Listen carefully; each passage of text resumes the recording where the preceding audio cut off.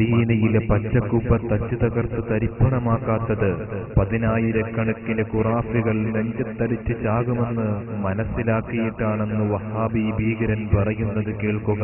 സൗദിയിലെ ഒരുപാട് ജാറങ്ങൾ തകർത്ത നിങ്ങൾ ആര് സൂദ് ഭരണകൂടം എന്താണ് ആ കുപ്പ തകർക്കാത്തത്? എടോ, സൗദിയിലെ ഭരണം ഞങ്ങൾക്കൊന്നല്ലല്ലോ. ഞങ്ങൾക്ക് താർക്കാൻ KNM ഭരണം കിട്ടിയാലല്ലേ ഞങ്ങൾക്ക് താർക്കാൻ കഴിയുള്ളൂ. KNM ഭരണം കിട്ടിയാൽ പിറ്റേന്ന് ഞങ്ങളെ കുടുംബ തകർക്കും. KNM ഭരണം കിട്ടിയാൽ പിറ്റേന്ന് ഞങ്ങളെ കുടുംബ തകർക്കും.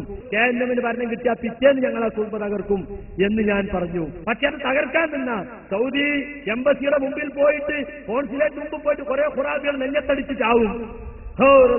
കബർ വിളിക്കണോന്നും പറഞ്ഞിട്ട് അങ്ങനെ കുറെ എണ്ണം ചത്തുപോകാൻ വിചാരിച്ചിട്ട് സൗദി ഗവൺമെന്റ് അത് അവിടെ നിലനിർത്തിയിരിക്കുന്നു എന്ന് മാത്രമേയുള്ളൂ.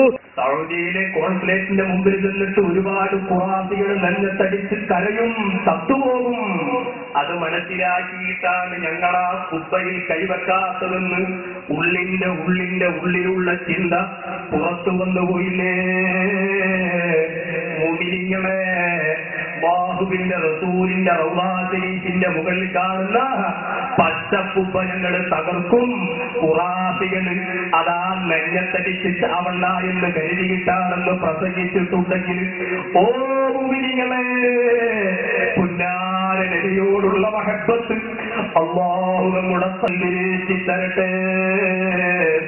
അല്ലാഹുവിന്റെ റസൂലിന്റെ റൗളാ ശരീഫിന്റെ മുകളിൽ കാണുന്ന പച്ചക്കുപ്പ തച്ചു തകർത്ത് തരിപ്പണമാക്കണമെന്ന് പരസ്യമായി പ്രസംഗിച്ച ഇവനെ കാണും വലിയ കൊടും ഭീകരൻ ലോകത്ത് മറ്റാരുമില്ല.